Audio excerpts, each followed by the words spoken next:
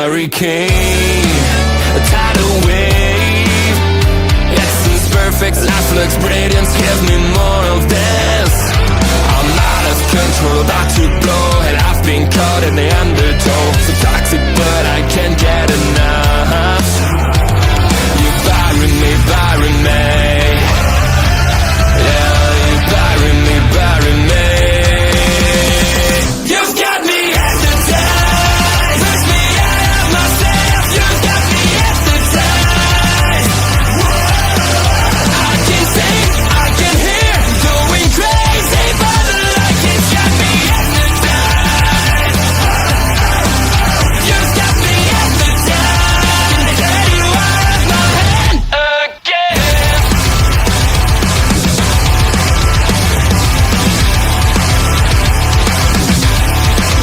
Is it wrong? Is it right? It's like I've won my final war without a fight.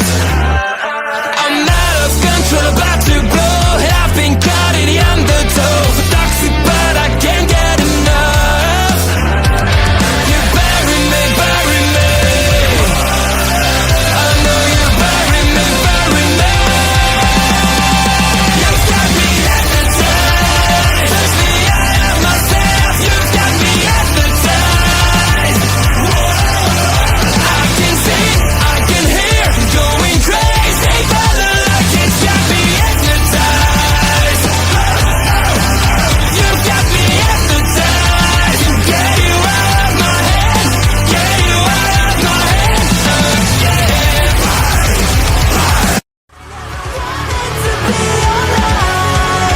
Just to feel like I'm fading. And though my heart beats a beat down, I press the lens just to tell you. Don't lead the way, don't even say that I drown with a child playing the rain. I feel like I'm fading.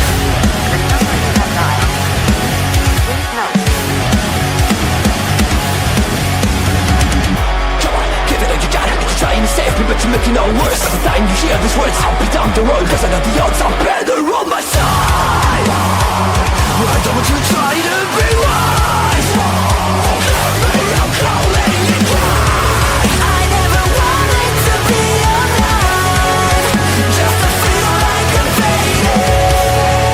And though my heart beats a beat down, I press the lens just to tell you. Don't lead the way, don't even say that I drown with a child playing the rain. I feel like I'm fading.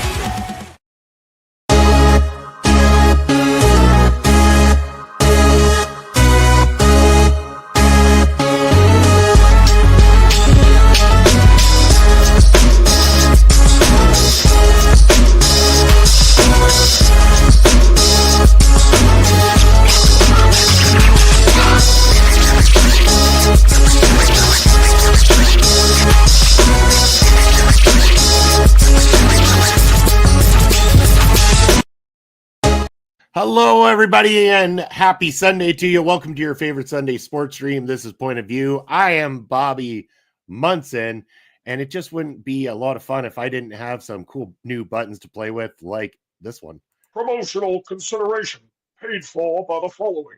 Promotional consideration paid All right, that's enough. That's enough. That's Papa Smokes for Thursday night. Thought it was absolutely hilarious that he was able to do that, and it just sounds wonderful. But introducing the panel joining me here today, he is back after a long while. And guess what? I got a soundbite for this one. Oh, hi, Mark.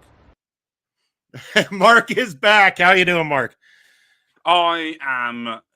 I've had a very topsy-turvy. Was it been a month? Over a month since I think I've been back here. The Formula One season started and had 3 races. Football's been going weird. WWE's has done its whole European tour, which has got a lot of mixed reviews. Americans don't like it because they don't understand what sound is when they watch wrestling. They all think that they have to sit there and be quiet. And not only that, everything. And Man United are playing Man City in a minute. Liverpool could potentially win the Premier League. Southampton have just been announced relegated from the Premier League and will be playing Championship football next season. Reading have until April the 27th to find a new owner, or they will be banished from the league completely and never known to existence again. Shit's gone on, and I'm so happy to be back so I can talk a load of crap about sport with my best mates and have a great time, because I've missed these beautiful bastards more than anything. So, yes, I'm happy to be back. Perfect. And introducing the man below us, he's the man that did get around to watching the Battle Riot last night and is not going to spoil any much further of it for me because I got to watch it tomorrow. He is Andre C. How you doing, Andre? I'm doing just fine. It was crazy. Lots of rioting, lots of looting, lots of all the crazy over there. But now I'm doing great, mate. Just a little tired, long day yesterday. Worked in the morning. Went looking for a new vehicle. Couldn't make a deal. And then watched some New Japan. Watched the Battle Riot match. I didn't watch the whole pay per view. I just watched. I had it on so I knew when the Battle Riot match would start, but I didn't watch the whole show because and then stayed up and watched the Japanese Grand Prix, which I was very bored by, to tell you the truth. Well, he's a man with only 2/3 of a night of sleep last night after all of that. I've missed that joke. I've missed that joke. About that. We got Astor joining us in the chat. There we go. We got that down. All right, perfect. But gentlemen, let's talk sports. What do you got for me? Shall we do Formula One first? Let's go. You guys do your Formula One thing. Andre, I want to get your reaction first before I go off on my rant. So I want you to go first, please. Honestly, I was watching the race last night, and I was like zoning out at times. Like it starts for me at 11 p.m. So I'm watching this race, and I'm like, this is boring, like legitimately boring. Like I think the only position changes down the bottom, I think, was like Lewis Hamilton moved up a position. No, he stayed the same. No, yeah, right. Like he had moved up at one point, but that was just due to like pit stop. Pit stops and stuff. Outside of it, like it was only in the bottom half outside the points did anybody change positioning. Yuki Tsunoda can just barely drive a Red Bull, at least the Red Bull standard. That car because it can't stay on the ground. It's always got wings. That car is only built for one person, and it's only built for Max Verstappen, as Mark told me on the other day, and I'm like, that makes a lot of sense.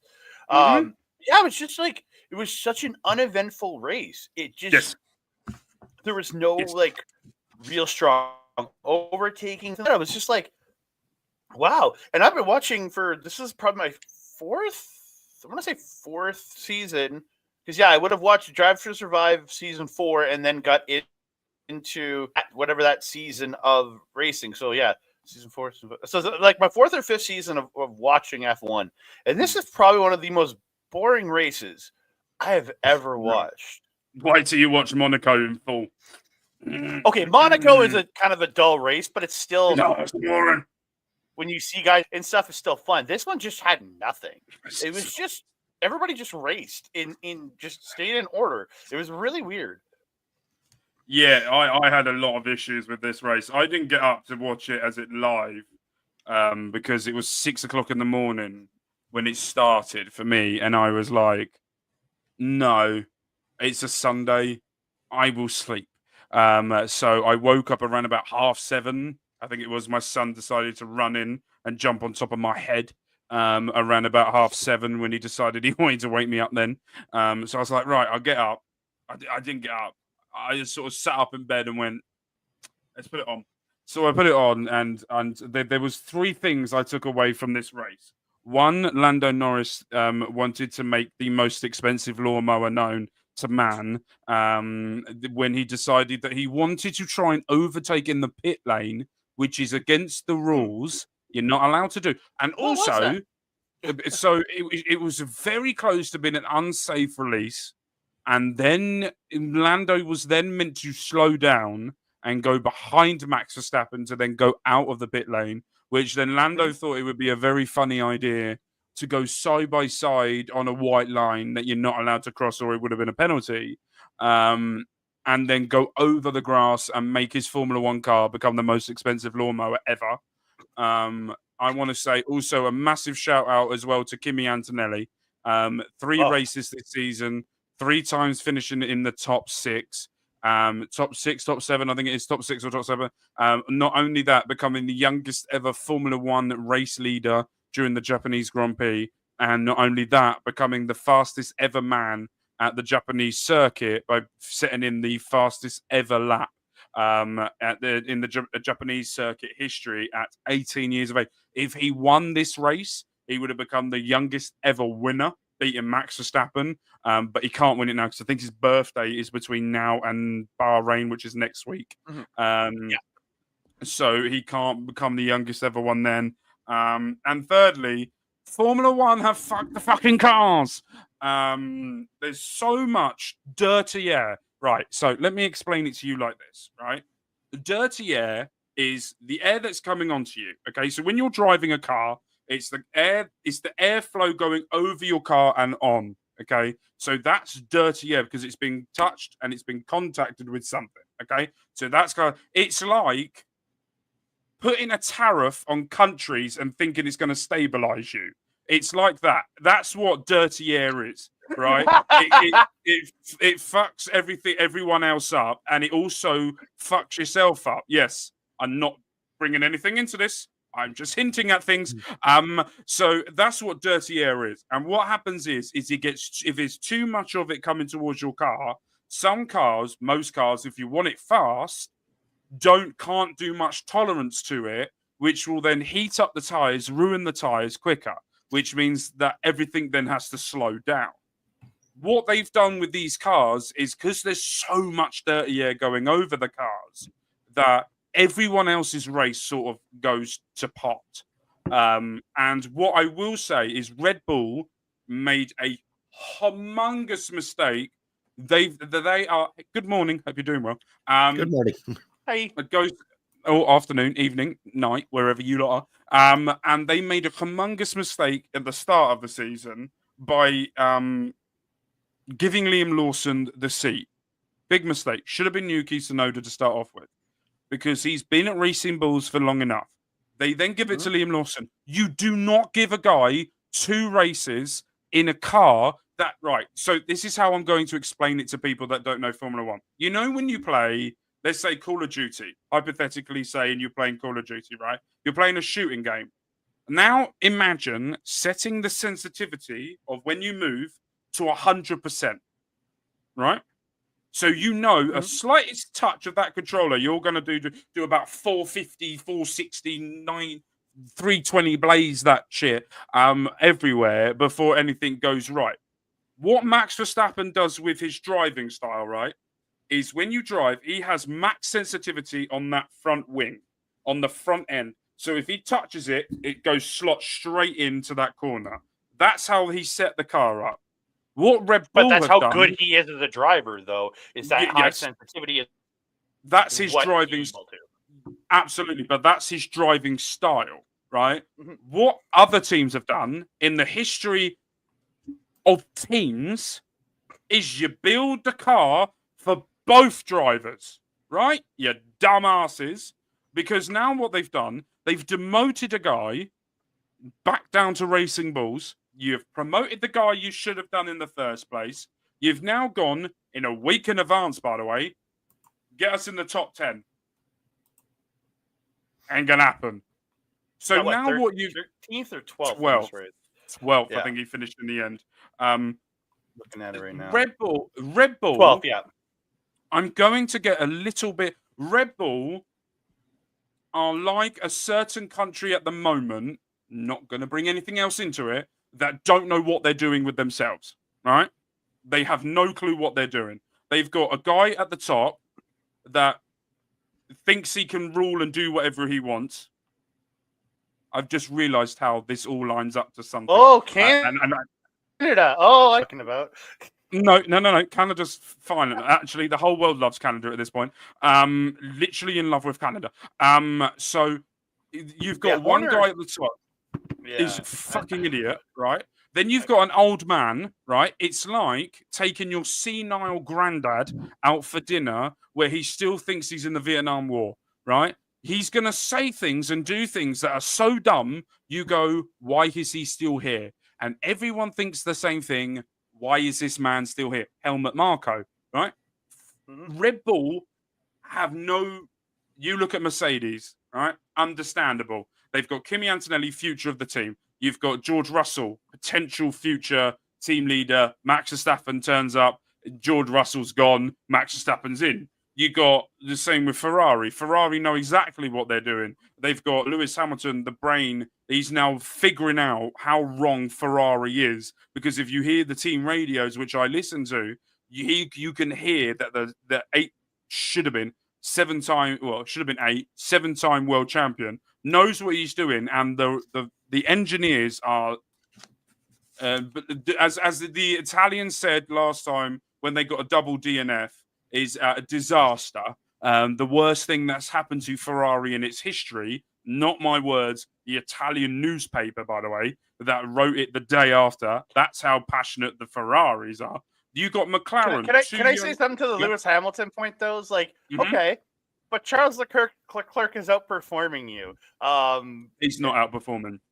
Every time in car, he's outdriven all 3 races. He's okay. So who won? In every race?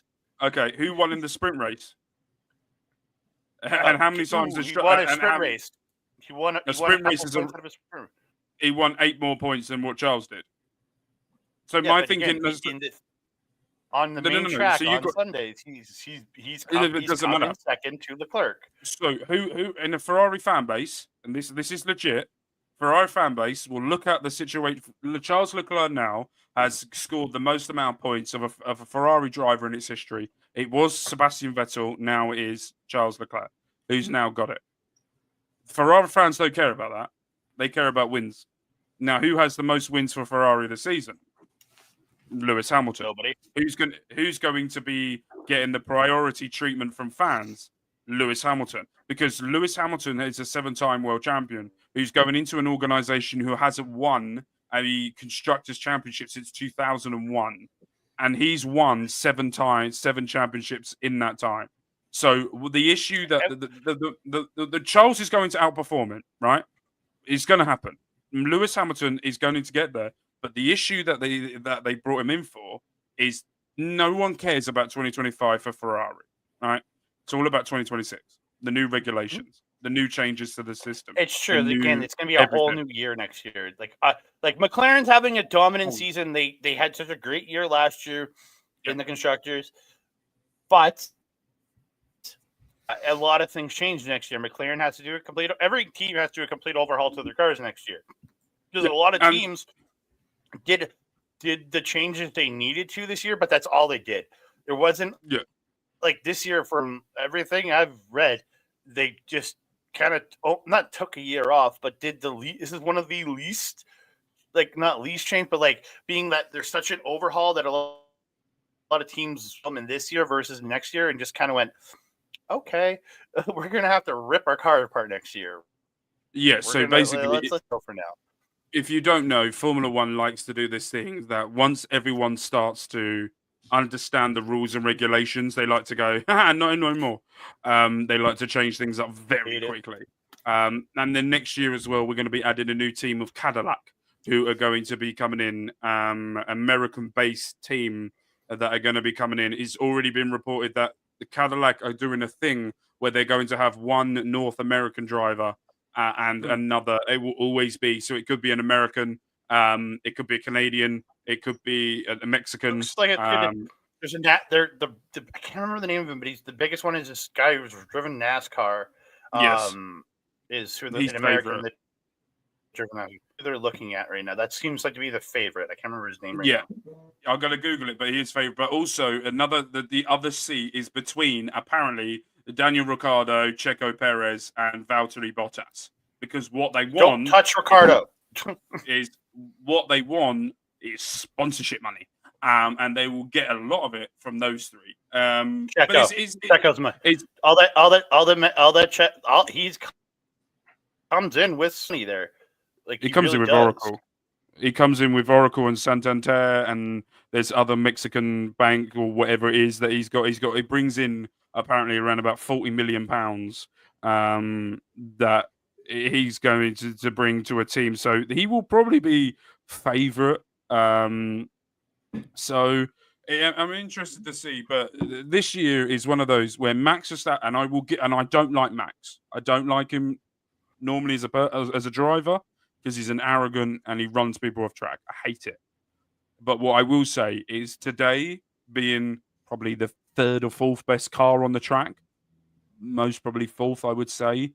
But to get that car and stay first the whole time and to win in Suzuka, Japan for the fourth time in a row, my God, this man is on a mission and I love him. And I don't love him, but he is on a mission and he's been absolutely fantastic this year. He's now 1 point behind Lando Norris in the World Championship. Between him and Lando's 1 point. So we've got Bahrain. You can't argue how good he is. Like he's such a good driver. He's won the world the driver's championship the last couple of years. You can't argue how good he is. It's just I'm like looking at him. I'm like. So Cadillac winning. So Cadillac are looking at Valtteri Bottas, Sergio Perez, and Colton Herta, an Indy driver who's Indy an American. He has strong ties with Andretti team and with a long history at IndyCar. There are other drivers mentioned as Guan Yu Zhou, Mike Schumacher, and Alex Palou that could be going into Cadillac next year. But you've got to remember as well, people. You've got to think about this. Ferrari will get their shit together in 2026 because they always do in the first year of regulations. They do. Mercedes apparently have got the best engine. Honda will not be with Red Bull anymore. They will be going somewhere else. That's going to be interesting. Red Bull are going to be designing and making their own engines. What else is it? Cadillac with Ford. Yeah, they're going to be bringing their own engines, and also. Kick Sauber will not be Kick Sauber anymore. It will be Audi. They will be joining fully in 2026. Will be Audi as well. So there is the whole 2020. Everyone's looking at 2026 and Mercedes having the best engine with Ferrari. No one knows how Red Bull's engine's going to do. You don't know if Cadillac are going to come in and come in brainstorming. Aston Martin Honda's as well. Going to Aston Martin. Honda's going to Aston Martin. That's where they're teaming up with. Well, then everyone needs to worry because Adrian Newey starts working with Aston Martin this month. So he's now going to be designing. He's already been designing the 2026 car. Hello, Papa. He has already been designing the 2026 car in his head for the past year since leaving Red Bull. So he knows the ins and outs of it. And Adrian Newey, when he gets into it, just don't give Lance Stroll the fucking car. And then and Aston Martin could do well. As long as Lawrence is there, Lance Stroll has a seat. We all know it. That kid is always going to have a seat if Daddy's in charge. Somehow make Lance Stroll retire for the love of God. Yeah, I love him. I love him, but I also think Fernando Alonso needs to retire at this point. Yeah, he's not having a good season. Last season proved to me that he's still okay, but he needs. To be fair, though, and I don't like Fernando Alonso, and I will be the first one. That Aston Martin car is a boat. It's literally a boat. I don't think I'm doing my driving lessons at the moment, and I don't think I could get that fucker around a track. I would think I would crash into everyone at this point of how crap that boat is. But right. Formula One chat, because Bobby said nothing for about half an hour and we've waffled. Bobby, I'm having a great time here. I know we got celebrity names popping up in the chat. I mean this TV personality and everything. That probably a bot account, but hey, we appreciate the support regardless. Exactly. If you're real, hello. Yeah. If you're a bot, howdy. So Bobby. I have been waiting to speak to you because the entertainment values of Manchester United for the past few weeks have gone up. Have gone up in my estimations. They're about to play Manchester City. And they've already made one crucial mistake, and that's Garnacho is starting. Yeah, you haven't got a love for him, have you? Nachos. No, well, I mean, did you witness that poor play he did in their last game, shooting at everything instead of picking out easy passes and stuff like that and supporting the attack? The guy is taking long shots at absolutely everything. He can't hit a damn thing right now. Like, it's almost like egotisticalness has really started to inflate him bad. Like, it was there and present, but I thought they were going to be able to tame it. It's getting worse by the moment, and I'm not enjoying it. I'm actually more inclined to think that Xerxes should have started in that number 10 role, because when you see Xerxes and Rasmus right now linking up between a number 10 and a striking role, and with the support of Bruno playing the way he is right now, able to maybe ground them into things a little bit better, I think that Bruno and Xerxes starting in those number 10 roles with Rasmus up top would have been a lot more intriguing than having Garnacho start today. But we have no difference on the bench. Zero. Yeah. No. We've got kids on the bench. Yeah. So I want to get, we'll do Manchester United v Man City. What is your score prediction for today's game? City's going to beat us 3-0. What, even after City's season so far? They've been bad, but we've been worse. So I want to we can't score. So unless Bruno lights it up today, I don't see it. Unless they decide to put Harry Maguire up front again, who gave us our best chances in the last matches. And that shows a sign of desperation when your central defender in his 30s is being put up front to try to make up for the lack of goal scoring. That was so funny seeing Harry Maguire up front against. He just about pulled it off again. He just about pulled it off again. Like as soon as they put him on, I'm like, you know what? Son of a bitch is going to go out there, and this is going to be the reason we end up taking a point out of this game. And that's not me. I'm not even trying to take anything away from Harry Maguire. It just shows a sign of desperation when that has to become your play towards the end of the game, is putting on an experienced center back in order to try to get yourself a goal back into it. So I want to get your reaction as well. You've seen some of the stuff that's been I'm trying to get the stats up. So since leaving Manchester United, Marcus Rashford has been called up to England, played twice for England over the 2 international breaks under Thomas. We haven't even seen each other since the international break under Thomas Tuchel doing, I think, by the way, I watched both of the games. Loved it. And he also said something as well that rolled some people up.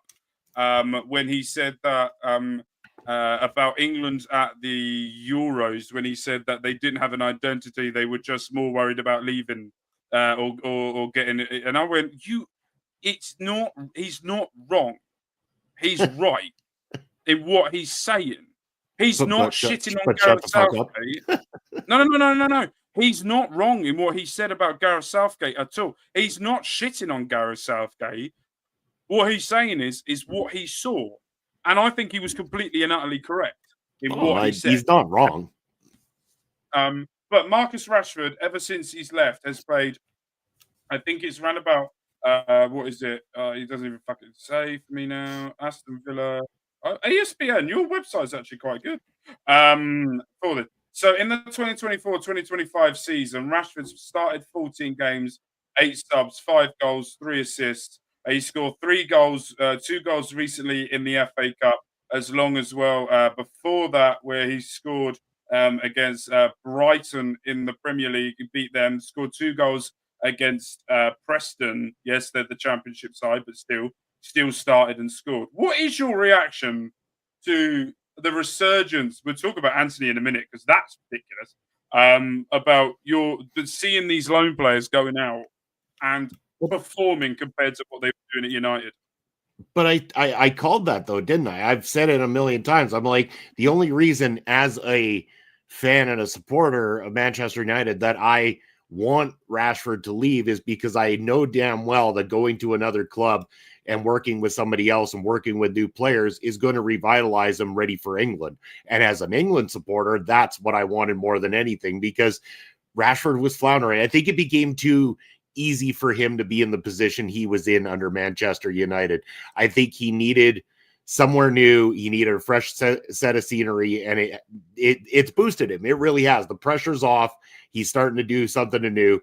I think it makes him look like a hero. It probably puts him in the right mental headspace kind of thing. I think that it's good in that sense. And everybody's quick to jump the gun. Oh, he's doing so good.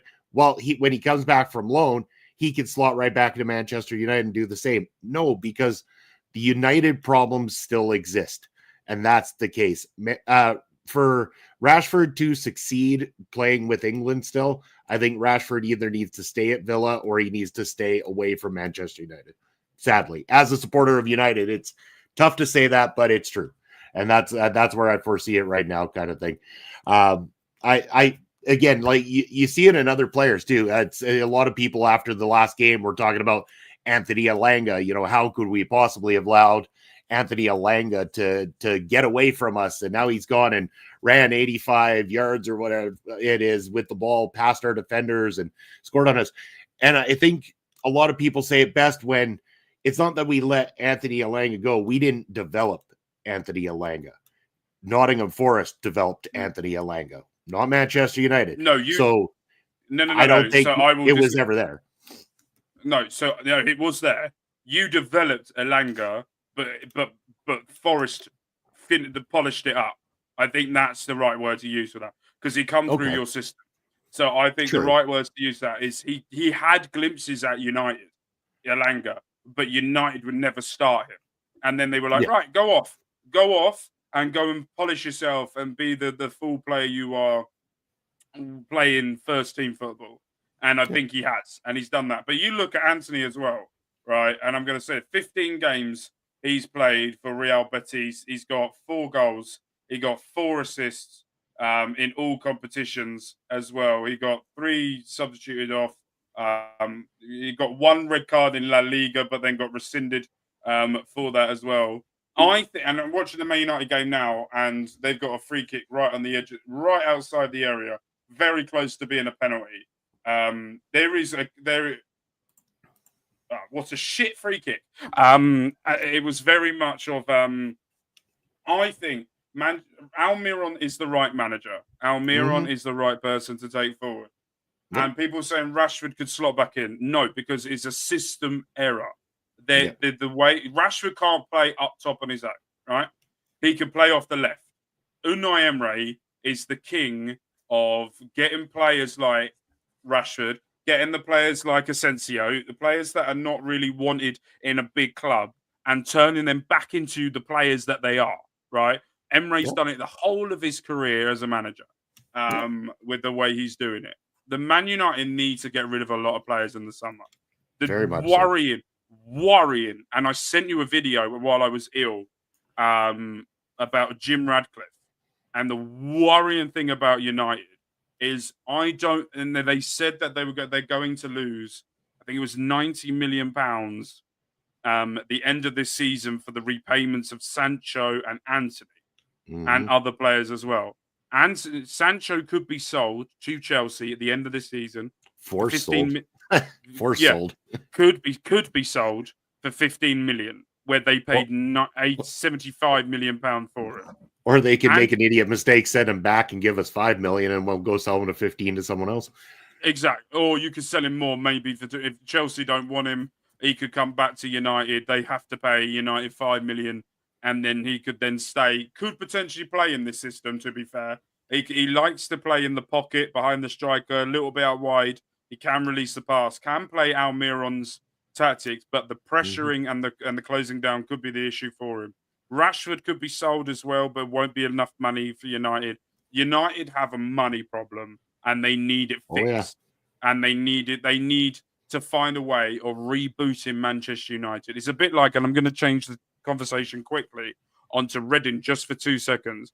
On April the 27th, I need everyone that's watching and anyone that's here to please help of sharing and doing anything you can with Reading Football Club. We have until April 27th. If this fucker of an owner does not agree to a deal, it gets complicated. I'm going to try and dumb it down. So He is being sued by a potential owner that wanted to buy Reading. He apparently kept the money that was meant to be been given back. He then got taken to court, the current Reading owner with the potential buyer, Rob Kuick. What happened in court was he had to put £12 million in escrow so that when the sale goes through to anyone, then the £12 million will be passed over to him. It has also been said that Rob Kuick said, I will get rid of that £12 million if you give me the football club. So Rob is holding up the sale. We have a guy that I showed on this channel before I got ill, who wants to buy this football club, is actually paying to stay alive, us. It's so... And I'm seeing Manchester City protest that they've made a fucking agreement with Viago, the ticket sales group, which, by the way, is a terrible deal for City fans, and I agree with you being angry with it. But still, you've got billions, and you're probably going to get points deduction for the shit that you've done as well. But still, and it's just hard. And also, as well, I want to give another shout out on my... we got a bot. I want to give a shout out as well to Sheffield Wednesday fans. Their owner, who failed to pay players this month, has come out and said that he may not be able to pay the players next month.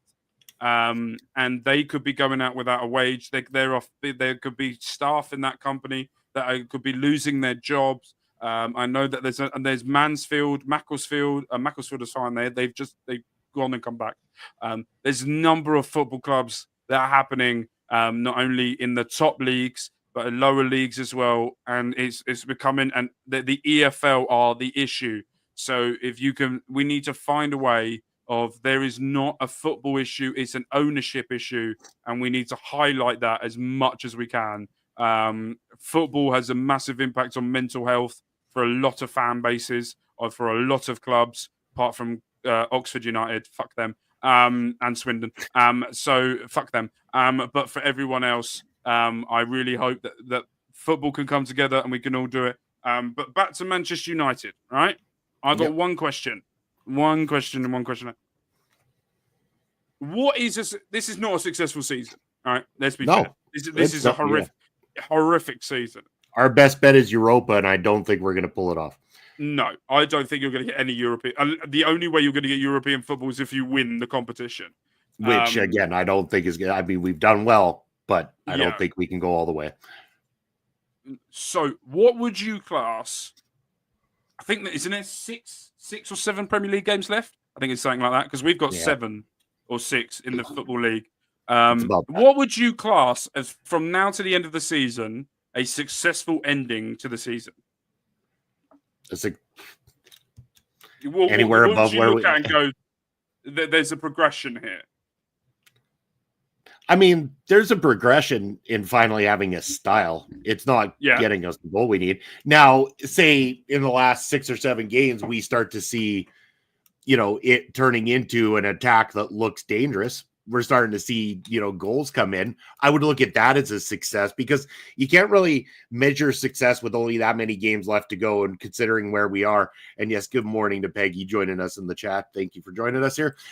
You can't look at it as successful based on if we get a spot or 2 high. Like, we're not going to go much further than like maybe 1 or 2 slots above where we are in the Premier League table right now. Let's not kid ourselves. It's gonna be pretty much like, I don't think that table's shifting a whole lot all over the board at all, kind of thing. I think we have seen the Premier League table kind of set more or less where it's going to end up landing. I don't foresee a lot of changes in it throughout these last remaining games. So yeah, successful would be to start to see something click and the attack look more threatening. Other than that, what else can you measure it on? Us getting lucky and winning Europa, which, I mean, then you just right back to the Ten Hag era, where we're relying on a single cup win every single season. Like, we successfully need to go into next season with not only the style, but we need to go in with the right players. Now, don't get me wrong, the young players are looking great. A lot of the call-ups, a lot of the ones that he's given opportunities with, there's a lot of potential, but they're young and inexperienced, and you can see it in the style of play. There's individual greatness. There isn't team greatness yet amongst them, because they're not used to each other. They haven't figured it out. They haven't got it together as a unit just yet.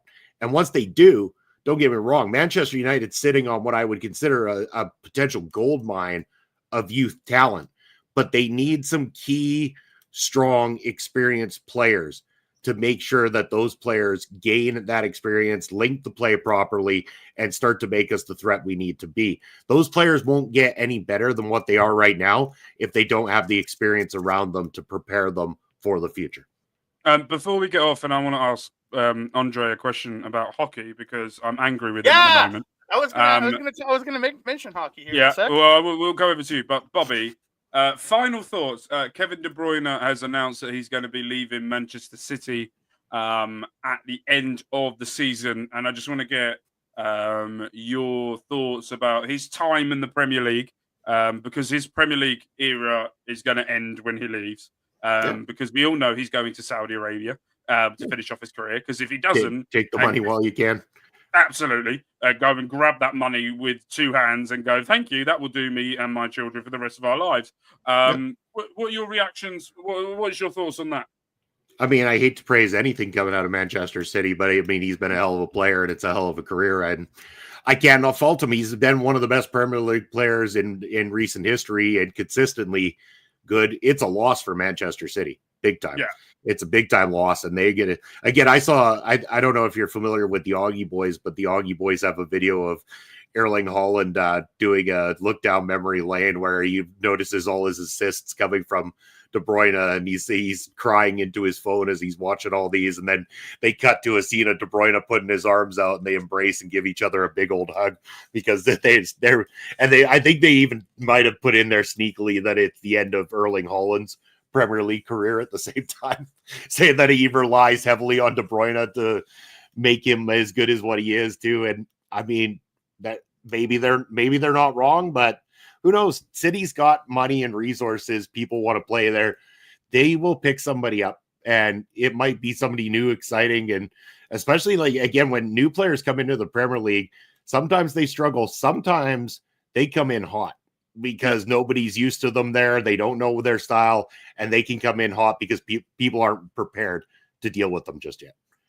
Yeah, and I want to say Kevin De Bruyne, one of the greatest assisters and one of the greatest midfielders that's ever been in Premier League history. The way he can pass any ball from anywhere or anywhere on the pitch and do it. Hasn't had the greatest couple of years, full of injuries, not been fully himself for the past 2 seasons, but Man City were able to win the league. Haven't done well this year. I'm going to say as well, I'm going to do a prediction. I also want to give a massive shout out as well to Newcastle for winning a trophy for the first time in 70-something years. Yeah, and the whole city getting behind it. They currently have 2 games in hand over everyone in the league, and they currently sit 3 points behind Chelsea in the Champions League position, who are 4th. I could see if Newcastle win both, I can see Newcastle getting in the Champions League. But I'm also quite happy as well that Manchester United are lower down, because if I remember that when I did my predictions with you, I put them in the bottom half of the table. I can't really remember the predictions I did. I think we deleted that table anyway. No, I think it's long gone. Yeah, no, I'm pretty sure it's gone. No, there's no record of it. There's definitely no record of me saying that United would be in like 5th or 6th place at the end of the season. Definitely. Right, Andre, you prick. You told me to support the Montreal. How are they second? You told me they were terrible in the wild cards. They're in the wild card position and they're second. They've rebounded. Lane Hudson has been a goddamn. If he doesn't win the Calder, I'm going to break something. If he doesn't win Rookie of the Year, I'm going to break something, because it's like he has had such a, like, for a rookie to be that transformative on this team, to take it from a meddling team at the start of the year to actually being in the wild card is insane. Nick Suzuki has been playing the year of his life right now. I love this team so much, man. Like, we are 6 games away. We could still blow it, but we do have we are 4 points ahead of New York in the wild card. There's still 6 games to play. That's 12 points on the table. We're also sitting on an NHL season where it's very possible that every Canadian-based team could make the playoffs. Oh, it's so Oh, it is like the. Do you want to? Okay, so I just found this out. So the last time that both Boston and Philadelphia missed the playoffs in the same year was the darkest year in all of hockey history. Bobby, do you know what that year was? I don't recall what year it is. No, you're gonna have to remind me. 1967. Okay, that goes a long way back. Gee, Who but that was when- won it that year then? Hold on. That Wasn't is that the the la- year that is Bobby the was last- born? Piss off! I wasn't born in '67. I'm saying the darkest year in NHL history because that was the year the Toronto Maple Leafs last won the Stanley Cup. Oh, okay. Well, I mean, yeah. Don't worry, we won't ever see that looming over again because, but again, despite the fact that Toronto's in first place right now, doesn't mean shit because as soon as they get to the playoffs, it's like they forget their hockey sticks at home. No, but I'm saying the last time that both Boston and Philly missed the playoffs in the same season was 67. Don't curse it, Andre. Don't curse it. Toronto is not coming up with the cup. It's not happening. I pray to God no. But again, I don't even have a team in the fight, and I know it's not happening for Toronto. What's your team? I don't. I mean, if I'm gonna pick one, I was born in Calgary, so I would go that direction. And I mean, they have a chance. I guess they are outside the wild card by 4 points, but they still have a shot at getting in. Yeah. And that's why I say like every Canadian team is still technically in contention to potentially get there. Is Calgary the one with the sea that's on fire? Yeah. They're the ones that stole the Habs logo and set it on fire. No, that's fair. Yeah, it's a lot cooler. Yeah, it does look a lot cooler, to be fair. I actually quite like that compared to all the others. But it's quite mental. And then Vancouver stole the Habs symbol and put a whale on it. So if you look at divisions, the Montreals are currently 5th. They sit 5 points behind. I'm gonna say Ottawa. It's got OTT. I presume it's them. Ottawa. So I mean, that's they've also. It's weird because you have wins, losses, and then what? OT is that overtime? Overtime loss. Because an overtime loss accounts for 1 point. Nothing for a loss, and you get yes. Peggy's with me. Peggy's with us, Mark. Yes, that's good. Well, yes, come on. So if we so you get 2 points for a win. Mm-hmm. Yeah, and then they just add a magical third point if you lose an OT. It's a. I know in the footy. Yes. If you like, how does the point system work in footy? If you win, you get 3 points. If you lose, you get none. If you draw, you get 1. Yeah. So where does that third point go? What do you mean? What do you mean third point? What do you mean third point? Each team gets 1 point. Where's the third point go? No. The other team. No. I know. Both teams get 1 point and a draw. That's it. And then that one extra point that didn't get used up magically goes over to hockey to go for that magical. What the fuck extra point are you talking about, man? There's no extra points in football. You either get them or you don't. This isn't a sharing system. They don't sit there and go, "Oh, I fucking like the other team enough. I'm just gonna hand them over a fucking point." It's like, no, you lost, you bastards. Like you lost. I agree. You have to suck it up and go and try to earn your shit. You don't get handed out freebies by the league for showing up. This isn't a fucking participation medal because a bunch of 10-year-olds ran a race. That's not the way it works. No, I hate. When I play, legit. When I play NHL on my PS5, when I start my season, I turn off the point for overtime because I find it dumb. It's honestly 2 points for a win. That's it. Like hold on. So hold on. So I have to get this right. So you get 2 points for a win. You get no points if you lose. And if you go into overtime and you win, you get an extra point on top of the 2. No, you just get your 2. If you lose, you get a magical point that came out of nowhere. You get a point for making it to overtime no matter what. It's a participation point. It's a but then you lose in overtime and the other team gets their 2 points that they get originally. So somebody always gets 2 points in a hockey game.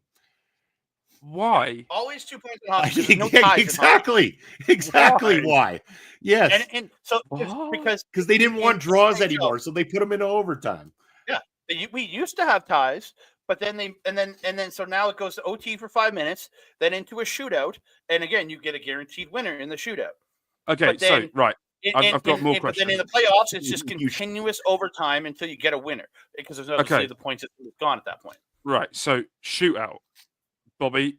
Penalty? Is it like a penalty? Is that like the American style penalty shootout where you run at the goal and you have to shoot it? That's like okay. Yeah. So do you do it correctly? Do you do it as in one team goes and then the other team goes? You get 5. You get 5 overall, and whoever gets the most. It's 3 attempts. You get in hockey. 3.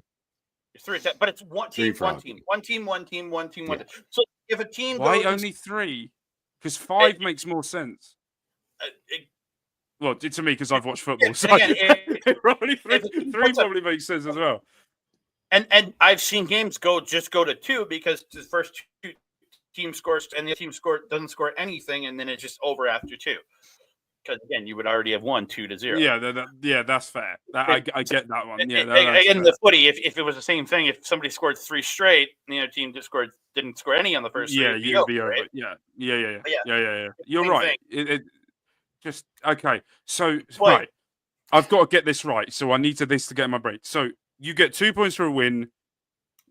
You get 1 point if you go into overtime. So when you're in overtime and you win, do you get 3 points then because you've won and you've gone into? It's your standard 2 for a win.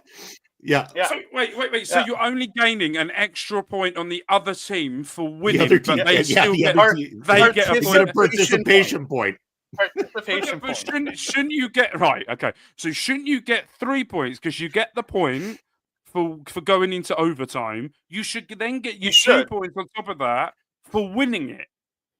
Yeah, but you don't because then because then the argument would become why wouldn't you get 3 points for winning in the first place, which is why they fucked the whole system to begin with. Yeah, here's the logic of hockey: you get 2 points for a win, 0 for a loss, a participation point for making it to overtime, 2 if you win. Right. You only get 3 penalty shooters in a penalty shootout, but yet they do a best of 7 series when it comes to the fucking playoffs. Boom, hockey logic. Wait. I'll take best of 7. Best of 7 is the greatest series of I've ever loved. So are they because I know right? Is this the same as like the NBA? Because I know with the NBA playoff, that's 7, isn't it? No, best of 5 in the NBA. I'm pretty sure. No, it's best of 5 in the first round in the NBA, and then it goes best of 7 in the rest. I think. I know the finals are always best of 7. Okay, so why is there so many games? You could do it in 3.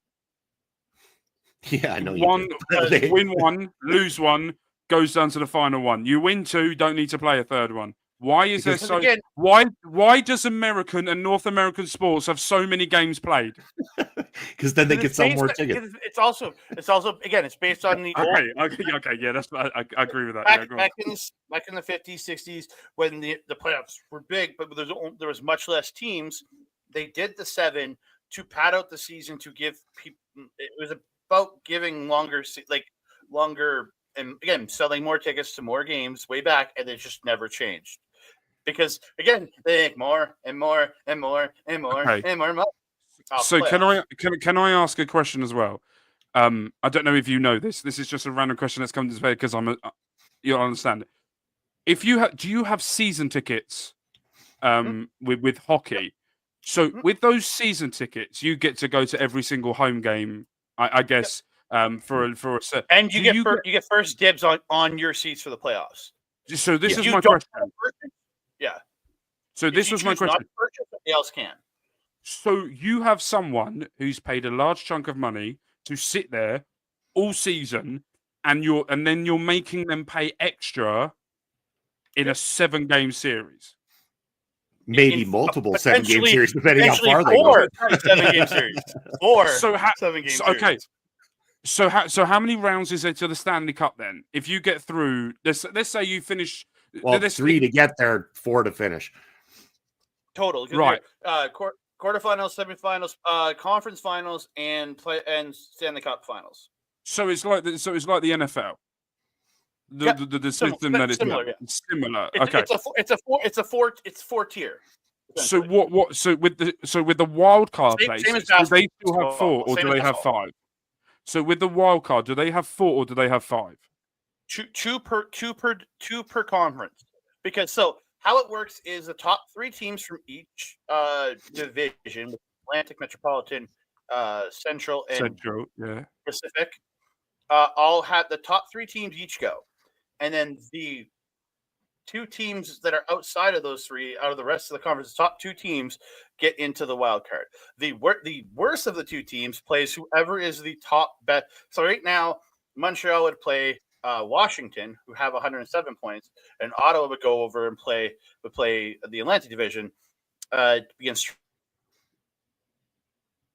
Toronto, who has 98 points, who are leading their division. Yeah.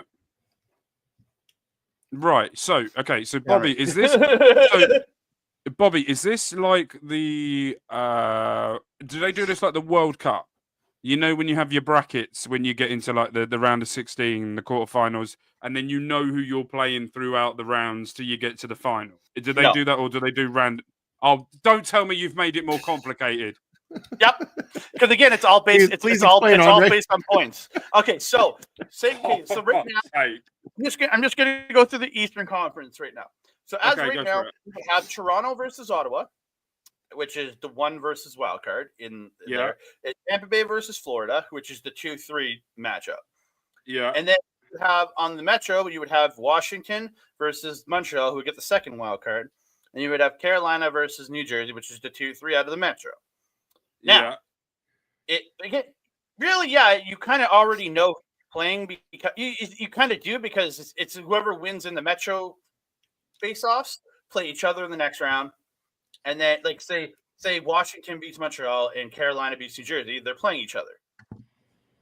You kind of the tiers are there. You can't play another division until the conference finals because you're going to play within your division until the conference finals. So yes. Right. Another question.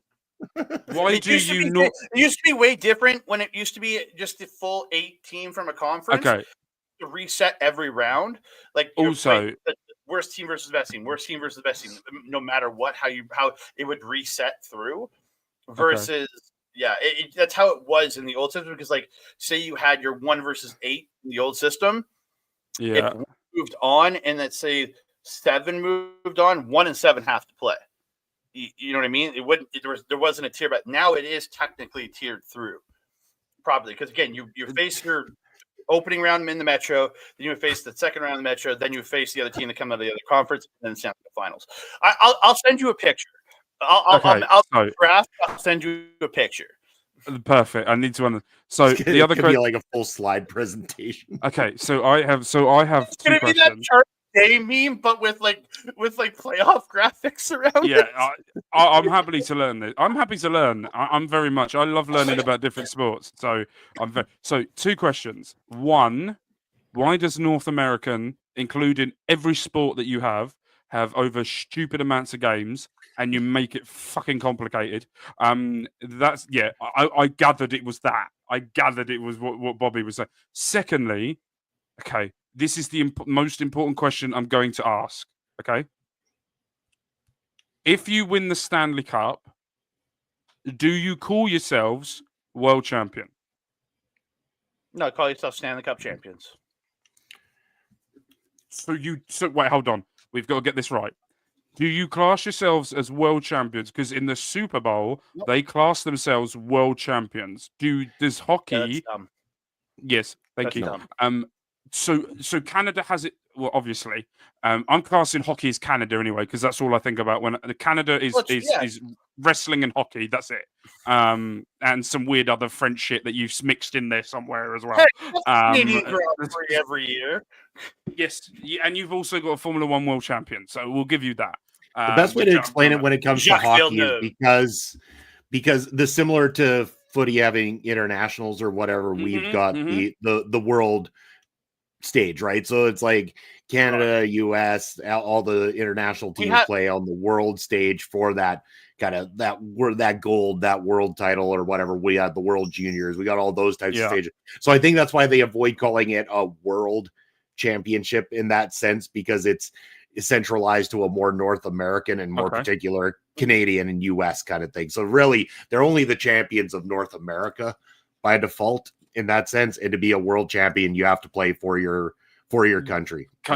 Right, you've got that nailed on, so well done. Also, didn't I see as well recently that Canada faced America in the hockey as well. Didn't Canada win that? 3-2. 3-2. We won in that the one. World Cup. That is the World Cup. So like the World Cup, like it's kind Wait, of hold on. You had a World Cup. Wait, hold on. It's not the world. Four country World Cup. What? Why? Yeah. Why? You had a 4-country World Cup during a season. Okay, because like honestly, if you've ever gone so the World Juniors have been here in Saskatoon before, and I've gone before. And the Four Nations Cup. Four Nations. It wasn't World. It was Four Nations. Yeah, we should just have Peggy on the show. That would fix everything. But you know, when it comes to things like the World Juniors, it's like when you go to games, it's like there's certain teams that you know, and there's about 4-ish teams that are standouts that are going to be at the top every single time.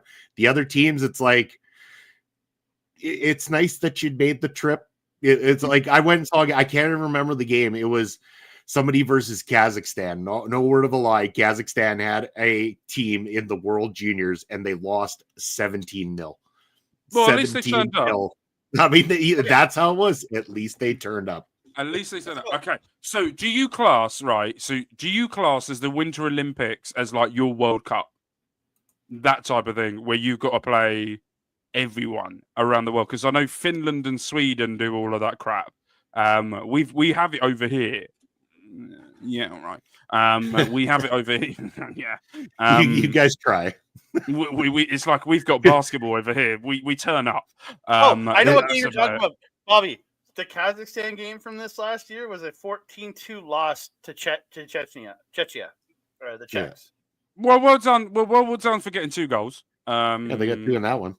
By the way, those people that scored both of those goals, games, so but both of those people that scored 2 goals are now going to be like a folklore like legend of, you know, when you have one of those really dumb quiz nights in a pub.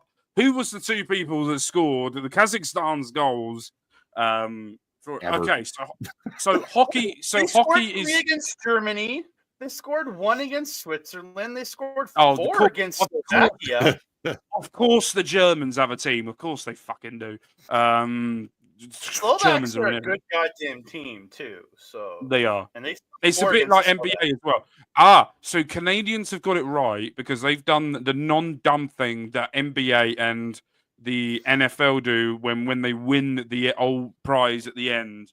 They don't call that. They call themselves world champions when the Canadians don't. So you've got a lot of. I tell you what, Canadians are going up in the world's estimations in the past month or 2 from it. So I'll tell you what.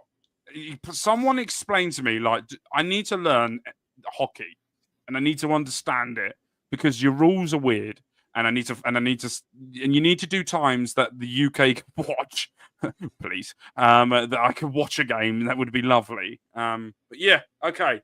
Hockey's good. It's a bit like baseball. They call themselves world champions as well. Wrong. But you guys have so many games. You could have done it in like a month. And you could do like what the Premier League does from a certain 6-9 months. That's it. That's all you need. Mental. Love it. We do it in 9 months or 10 months. It's because hockey starts. But you have the regular season starts in October and it goes to about early June. Hold on, but you have a game like every other day. He's got a point there. You have again here. We're lucky to get 2 games in a week. Yeah, but again, we also play. Again, we play 82 games per team per season versus 42 game or 44 games. We have 42. Premier League has 38. 47, okay, 47, 48, something like that. Yeah, but I'm just saying, like, again, we have a different game. If we have double the amount of games, not quite, you got to play more. You got to play more than 2 times a week. Hold on. But weekends have a main. Oh, like, hold on. There's a game that I can watch. So weekends have a main. What's that? Main game. So like some games start at like yeah. It's like so for me and Bobby, some of these games start at like 10 a.m. Yeah. So it would be an afternoon game.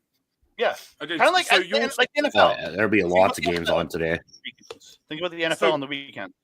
Bobby, you'll understand this as well. So your Sundays back-to-back games of hockey. It's like Boxing Day for footy. Thank you. There you go. So you have that. Thank you. I knew you would. That's the easiest way to like put it. NFL Sunday. There's the first game. There's the early game, the midday game, and the late game. And there's multiple games going on in each one. Right. It's the same thing with hockey on Saturdays and Sundays. So Peggy, are you a Habs fan? Is that who Peggy Sibber? She is. Proudly. Nothing like two people from Alberta supporting the Habs. I was born in. I'm not technically. I was born in Pembroke, Ontario. Moved out of there when I was. My dad was born in Acadian, New Brunswick, and moved to Montreal, just outside of Montreal, when he was 1. So he was raised a Habs fan. And he indoctrinated me from birth. I was a Colorado Avalanche fan for a while because my favorite hockey player of all time left the Habs and went to the Avs, and I followed him. A lot of East Coasters usually choose from forts: the New York Rangers, the Boston Bruins, the Montreal Canadiens, or the Toronto Maple Leafs. But why would you choose? Why would you choose if you were born in Canada a New York team? I don't know. People are insane. Bobby, why? Because 90% of the NHL is Canadian anyway. Yeah, true. But also, why is this thing support your local not happening in hockey? Never here. You wouldn't believe how many people in my area, especially here, because we don't have a team in Saskatchewan. It's like there's a lot of people here that cheer for the Boston Bruins, which from a Western Canadian perspective makes zero sense. Right. Also, but again, why are we doing this again? Why is this a thing again? Because they're in different conferences. Yeah, but you're going to play each other. You could play each other. And I picked the Habs when they play each other. One of the closest teams to the Northeast. Yeah, but you can't get to them. Like for me, okay, right. So this is going into. We've been live for an hour and 6 minutes. This is going overboard now. And I know Bobby probably wants to get off. I'm so sorry, but this has got to be so. Bobby can just leave if he wants, and you and me keep arguing about it. Yeah, we could. Do you go to games? Like, can you go to games and go and watch them? Do you go to your local ice hockey team, whoever you live near or whoever you are? Do you go and watch them? I haven't been this year. I haven't been this year because it's just the pricing is just so fucking stupid. Okay, so how much is it? So if you want to go to your team, right, the Habs, how much is it to go to a game? Like just one game? If I was in Montreal, I'd be looking. So just for one, say I was in Montreal, I'm looking at probably for an upper tier ticket, probably at minimum around $120, if not higher. Wait, what the fuck? Well, hold on. One game in the shit seats, $120. So about 60 pounds ish. Oh, that's not bad then. Okay. 60 to 70 pounds. Edmonton ticket prices starting at 200 for nosebleeds, so about 100 pounds equivalent for starting in the. And that's why I don't go to Edmonton games anymore. That is last hockey game the last hockey game I was at was last season, and it wasn't even NHL. It was the WHL, which is the junior hockey here in Alberta for the Oil Kings. Which is all we've got here. And I was only there because Love Wrestling was putting their matches on in between periods and before the show. So, but Mike the ref, our good buddy, the friend of the channel, works for Hughes, and he got the Hughes box because Hughes sponsors one of the semi-private boxes. We got that box to sit in, but still, it's just crazy. It's the pricing for, yeah. So over here in the UK, we have a cap. You can't charge more than 30 quid for an away ticket. You can't charge more than £30 for an away. So that would be around $60 Canadian. Around about $60. It fluctuates, but I always go about half, right? So whatever it is in pounds, you double it. Whatever it is in Canadian dollars, you half it. It'd be his best rule of thumb. How much? Okay, Peggy, you don't have to tell me exactly where you are or how much would it cost? Because I can tell you how much it would cost. She's about 5 minutes away from me, so. Okay, so how much? 5 minutes down the road from me. So if you paid what you said $100 and something $120 for 200 here in Edmonton. 200 here in Edmonton. Okay, let's go with $200. That's what, nearly £100. Ridiculous already. For a ticket. That's a cheap ticket. Yeah. So if you had to travel to the stadium, how much would that cost you? Whatever gas, but like personally, I drive into the outskirts of Edmonton, get on the train for it's $7 for a round trip ticket down to the stadium. I go and that's so whatever I spend in gas. Then. No, getting there, getting there is not the hard part. It's once you step inside the building, dude.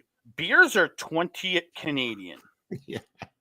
Okay, Bobby, how much is that? How much is that? About 10 pounds for a pint. Oh yeah, so the normal price we have over here then. Yeah, it's insanity. And then like if you want a combo for say a popcorn, a pop, and just popcorn and a pop.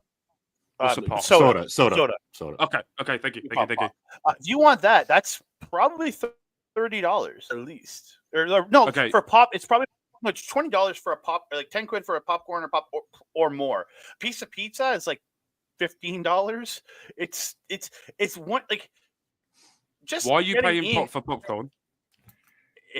That's not sport food, is it? Everything is charged for. Everybody here does it. I don't know why, but a lot of people here do. Really? They check your bags when you come in. If you they do that over here. Pockets, they'll pat you down.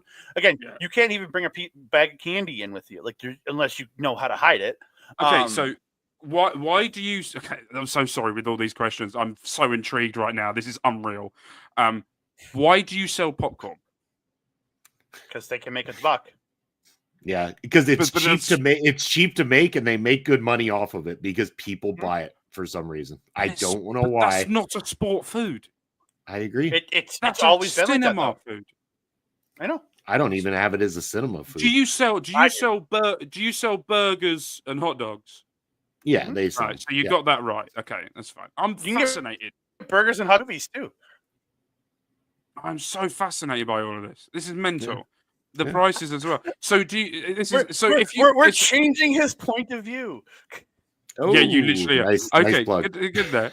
So how much is a season ticket at? If you're tickets also I don't even very know. wally. Montreal's come once a year, and the tickets are around. Yeah, so about £200. For when teams that don't, because Montreal, they only come here once. Like the Eastern Conference teams only come once a year. So within your division, within the division, so say Edmonton plays in the Pacific Division. Yeah, you'll see teams multiple times per year.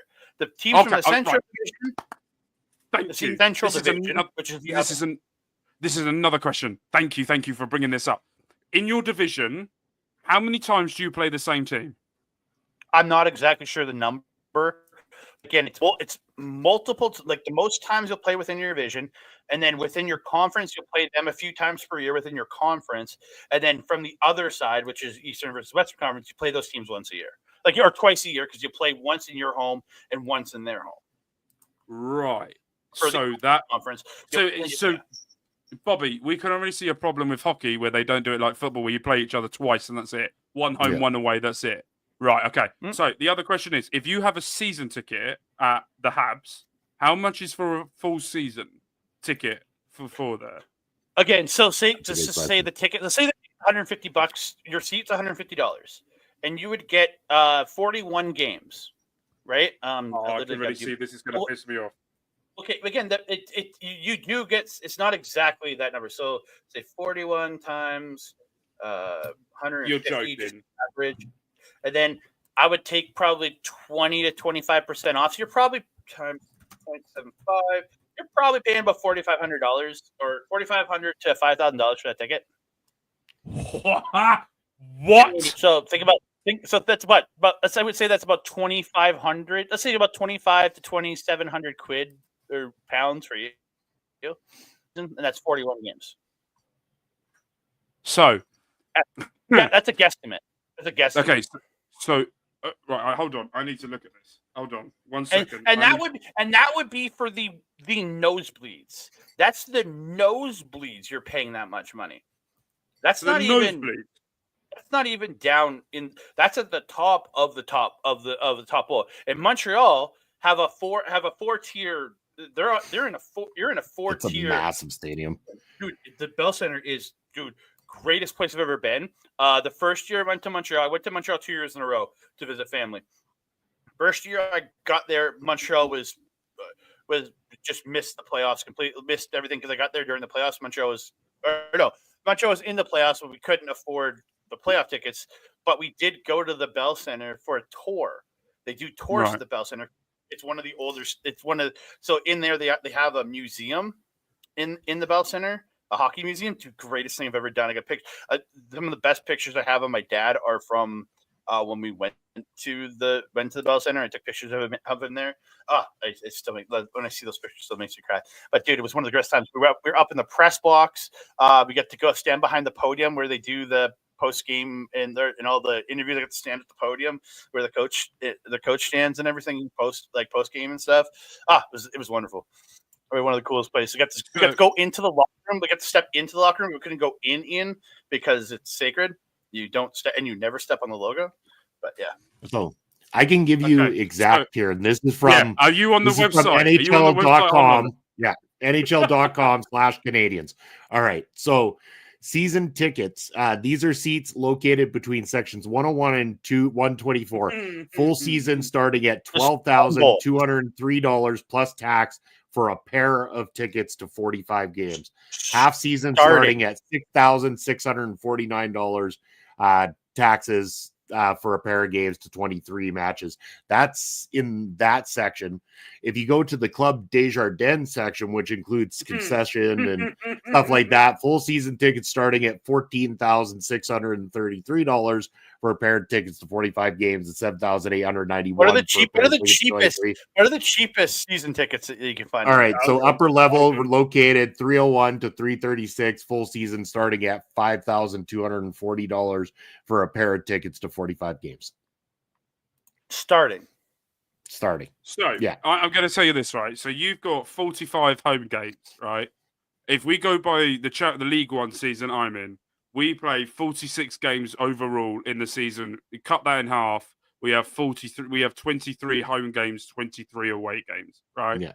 I pay how much did I pay? I paid £415 for my season ticket this season at Reading.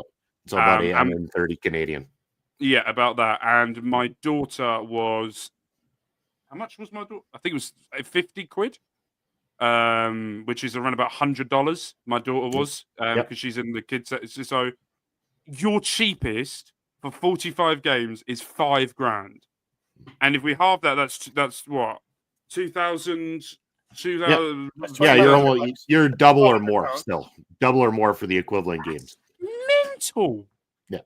What is wrong with you lot and your price? Do they sell out like all the time? Is this a massive? Are they like fully sold out with tickets and stuff like that? I've only been to one NHL game in my life. Yeah, I was at one NHL game my entire life, and it was through work. They sent me to a Calgary Flames versus Pittsburgh Penguins match. I was in the upper section, and it was sold out for a regular season match. Again, and so, and this is also to speak when the Habs come to town. When, speaking from just the Edmonton perspective, because that's where I see most of my games in the last couple of decades. When the Habs show up, when the Leafs show up, when the Eastern Conference, especially when the Habs, the Leafs, the Rangers, Boston, like the Detroit, those franchise OG teams, they are packed. Eastern Conference teams, the pretty much any team from the Eastern Conference, it's packed because it's you're only going to see these teams once a year, so they pack out. I would say the ones that are the least attended would be any teams within the Pacific Division because they're going to be here multiple times in the year. But I would still say the places are at least 75% sold, if not more, in most of those games. So yeah, Canadians show up for sports. That's the crazy part. Canadians show up for the sports they want to show up for. Yeah, and we pay way too much for it. The last. Last time I went to an Oilers game that I paid for was pre-pandemic, and I paid $125 per seat. That was pre-pandemic. That was over 6 years ago. Yeah, nearly 70 but quid. I didn't pay. Nearly I only 60, paid 125 for my seat. My buddy bought his for 125. But he also broke his leg a month before, so we ended up getting moved. We were up high. We got moved down to right at the top of the 100 level in the handicap area because he couldn't climb stairs. So we got lucky that he broke his leg. Sorry to say. There we go. Oh. Peggy saying 2,500 to 11,000 per one season ticket for Edmonton for one season ticket. Oh, gee. Right. So another question. So this is when fascinated by American sports because you're all weird and North American sports. Sorry. With that money that you spend on season tickets, does that go to the owner or does that go to the league? Owner. So the owner makes the prices. I think there's a split. I think there's a split in there. There's probably the league probably gets a percentage of it. I'm going to guess, but the owner probably takes a majority of it. And I think because there is a players association, they do get a percentage of ticket sales because again, it's they have their union. They get. There's also a salary cap, so rich teams can't pass that along to players or anything like that. Oh, I think that's fair. That's why percentages go to the players association, to the league. Yeah. But a majority of it goes to the team itself, the owner of the team. Yeah. Right. Okay. So all of the money that gets made inside of the state. So does the owner of football club? I do apologize. Hockey team. They obviously own the stadium. Do they own that stadium that they play in? Most I don't do. know. Well. Most do it. Yeah, do they? Phoenix was the weirdest one because they were playing in a fucking college team, the college hockey arena there last year, but now they're in Utah, which I don't think the dude. They just that was a build. A lot of the ones are there's a lot of city built ones, but it's usually a split because I know Rogers Place was partially funded by Jeff Katz, but was also partially funded by the city. So the city have rights where So it's same split. It's like yeah. So the same thing is what you can do over here in the UK, over here in football, because the council own or they have a percentage in it, they get money from it, blah blah blah blah blah, all that stuff. Right? Okay. All right, that's fine. All right. If I think of any more, I'll bring it next week. I'm going going into That sounds good. Yeah, and I probably should have been looking for this while we are having the conversation so I could get our stats up there. But Mark, go ahead, tell the people what do you got coming up now that you're back, feeling better, and got material coming out. Oh man, just a bit of announcement. Making an Impact will no longer be going for the foreseeable future. We're taking a break for extended amount of time. Everyone's got shit that they need to deal with, so we're doing that. So my sole focus will be on POV. Yes, we will talk hockey next week, Peggy. Because I want to know stuff. And we will. And I definitely I'm going to lock and load with a load of questions for next week.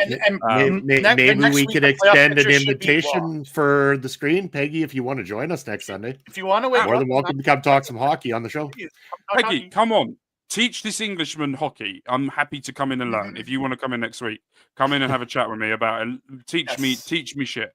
So yes, on Mark Talks Football, me and Bobby have just recorded a video. We are doing our season in the Premier League with South Shields for the first time. Can we do the remarkable thing? Make sure you go and check that out.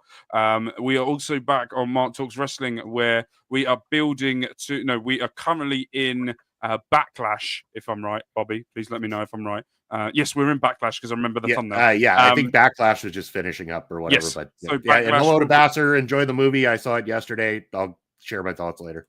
Perfect. Hope you're doing well, Basser, my friend. Long time no see. But we are finishing Backlash. Most champions are. Oh, she's teasing us. Absolutely teasing.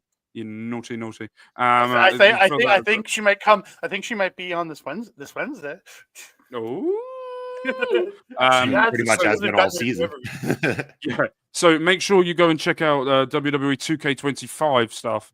We have got a longer builds. We're going to do a lot more stuff. There is potential for this series to be the longest series we've ever done because we got so many stories we want to tell, and we want to do lots of bigger builds, different stuff for it as well. So make sure you go check that out. Bobby, I want to say a massive thank you to Bobby and Lauren for all the understanding with me being off and the bookings that they've been doing as well over the past few weeks as well. Lauren is away, so she will be back this week, but she won't be here next week. Me and Bobby are taking over NXT, which she shouldn't have left because I'm booking it. God help NXT at the end of this. So yes, so make sure you go and give us a subscribe, and also make sure you subscribe to OLE. And because I haven't been around for a long time, I have been in the backgrounds and stuff. Bobby and Andre have been doing absolutely wonderful things, as long with everyone else of content creators that have been here have been doing absolutely brilliantly. It's slightly annoying that they've done really well without me, which shows that they don't need me. But at the same time, I'm back and I'm going full heel. Okay, I need you, Mark. Okay, I that's need fine. you, Mark. If you need me, then I'll stay. But by the way, I'm just going to say, if you saw my review of my post shows and you thought, oh, Mark was very nice, it was very heelish, I've been tame. I have been away for too long. I'm coming back with a vengeance. So yes. No. He's coming back. He's learning from me, and he's gonna come in with a smile and be positive about everything. But speaking of positive smiles, that man down below you is always smiling. Andre, let the people know, what do you got coming up? You can find me this coming Wednesday, Marvel Talk, as we do the penultimate episode of Daredevil, episode 8. Two episodes left, baby. I'm so excited because, like, what they did with the last episode, I'm very confused where we're going with the last two. But it's all leading up to Daredevil versus Kingpin episode 9. But episode 8 is it's always that one that really sets everything off for the 9th episode. So I'm looking forward to this story. You can find me, Ed, and hopefully Peggy over there on Wednesday, because she's joined us for every episode except the first one. So except for the first episode of the season. So hopefully you joined us for doing episode 8. But yeah, you can find me there, and I'll be back next Sunday. Point of View, talk some more hockey, talk F1 from I think that's a later morning race. By the way, next week, Bahrain starts exactly as we go live. No, it starts at 9, so it's starting as we go live. So me and Mark will be watching F1 while we do this show. There you go. We'll be getting updates as it happens. And as Peggy mentioning, running shows in the background to get our viewing hours up. Thank you very much. Much appreciated. That is one big key that we need here on the channel. And, all the praise to you for doing that, because we definitely need it. We're getting very much close to being able to get to that first stage of monetization. So we need those watch hours up. But yes, as for myself, Bobby Munson, there's my ticker down below. What have I got coming up? You're going to be able to join me Thursday night with Papa Smokes. I can't do that right now. I'm sick as a dog, and my throat will die if I try to run that big, long Papa Smokes thing that I normally do. But this Thursday night, I should be back and better. Go for it. Go for it. Papa Smokes. Hell of a job, better than I could do right now, that's for sure. But yes, Thursday night, myself, Papa Smokes, Ring Respect Radio, we're going to be joined in the studio by the other voice of Prairie Pro Wrestling. Our ring announcer, Mr. JG Muller, is going to be joining us. We're also going to be giving you the review of SPW New Zealand's Fight for Gold. Could our boy James Shaw have won the briefcase and be on his way to success, or did one of the other many great talents at SPW pick that case up and run with it? We'll find out this Thursday night. You can always join me Saturday afternoons, Prairie Pro Wrestling with Papa Smokes, a new match every week. And this Saturday, we just dropped our latest, the Prairie Pro Wrestling Championships on the line. Sheik Akbar Shabazz defending against Michael Allen, Richard Clark. Go check that out. Like, follow, subscribe as always. And I'll be back here on Point of View next Sunday with you all, as we are next Sunday, I think we're like 1 week away before we head into WrestleMania weekend. So that'll be fun. And speaking of that, you're going to be able to find all the great shows of WrestleMania weekend and everything in between on OLE Podcast. So go check us out on all social media, YouTube and Twitch, Sorry, we don't have a video game out officially yet. But yeah, you can like, follow, subscribe, all those wonderful things. I need the video game. So We need the Ole video game. Yes, it'll be great. Mark and Ed fight in the game, but it needs to be like I think it needs to be like an old school Zelda adventure game. Like no. It needs to be like straight up like Mortal Kombat or Street Fighter, and Ed's secret power is he throws back the haterade and grows to like all sorts of big heights and starts beating the snot out of people. Absolutely love it. That's going to be a fun game when it finally comes about. But that's going to be it for us on this extended version of Point of View. Glad to have both of you guys back here with me today. And hopefully all of you that joined us in the chat and very many more join us next Sunday as we talk more sports. In the meantime, in between time, take care. Have a wonderful day, everyone.